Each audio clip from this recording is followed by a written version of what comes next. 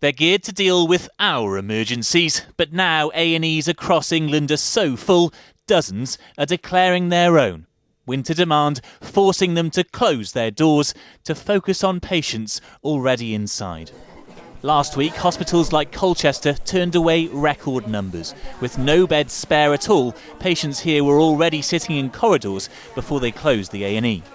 So certainly the past couple of weeks have been the worst that I've seen in terms of the holiday period and the post-holiday period in hospitals and indeed right across the system. So we're seeing increased pressure in primary care, ambulance social care, community care, but also most crucially for me, the hospitals. It's as bad as it's ever been. In total, the latest figures show A&E departments in England closed 143 times to new patients in December, up 63% on the previous year. While out of 152 hospital trusts, 55 issued alerts and had to take urgent action to cope with demand. And in the worst cases, 8 were unable to give patients comprehensive care.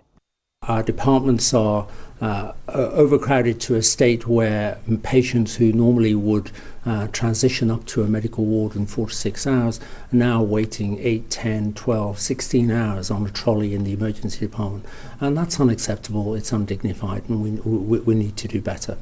In Wales too, trusts are asking people to avoid A&E if they can, with footage appearing to show ambulances queuing outside this hospital in Cardiff.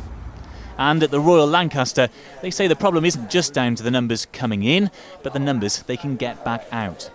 I think we've seen an increase in patients who are fit enough to go home, but who we can't send home because there isn't a place for them either in a nursing home or residential care home, or they haven't got the resources at home to manage. That's been increasing over the last few years. That problem won't be fixed in just one winter.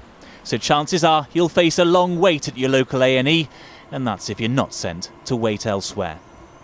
Well, NHS England is telling me tonight that hospitals like this one are stretched but stable, that they're coping. They point to more positive statistics like the fact that hospital beds weren't actually as full this Christmas as last year, and say their winter plan is tried and tested. But tested is exactly how hospitals feel this winter, with an increasing number worried they're just not going to pass. Yes, OK.